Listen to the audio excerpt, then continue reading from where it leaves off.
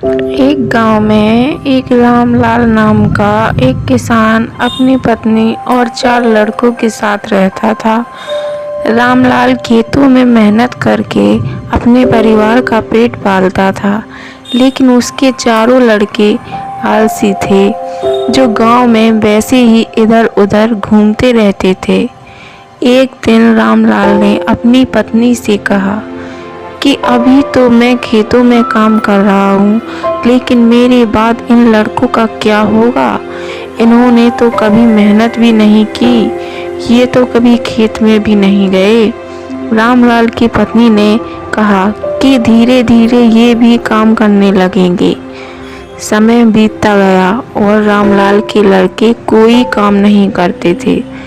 एक बार रामलाल बीमार पड़ गया। वह काफी दिनों तक बीमार ही रहा। उसने अपनी पत्नी को कहा कि वह चारों लड़कों को बुलाकर लाए।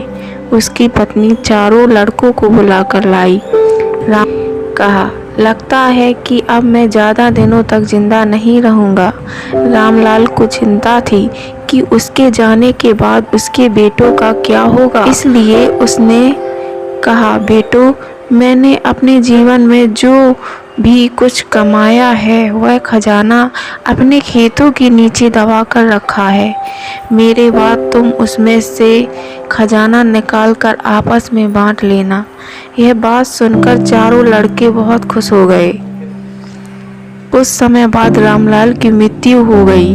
रामलाल की मृत्यु के कुछ दिनों बाद उसके लड़के खेत में दबा खजाना निकालने के लिए गए। उन्होंने सुबह से लेकर शाम तक सारा खेत खोद दिया, लेकिन उनको कोई भी खजाना नजर नहीं आया। लड़के घर आकर अपनी माँ से बोले, माँ, पिताजी ने हमसे झूठ बोला था, उस खेत में हमें कोई खजाना नहीं मिला। उसकी माँ ने बताया कि तुम्हारे पिताजी ने जीवन में यही घर और खेत ही कमाया है, लेकिन अब तुमने खेत खोद ही दिया है तो उसमें बीज भी बो दो। इसके बाद लड़कों ने बीज बोए और माँ के कहे अनुसार उसमें पानी देते गए।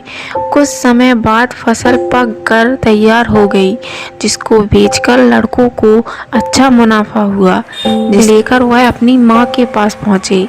माँ ने कहा, तुम्हारी मेहनत ही असली खजाना है, यही तुम्हारे पिताजी तुमको समझाना चाहते थे।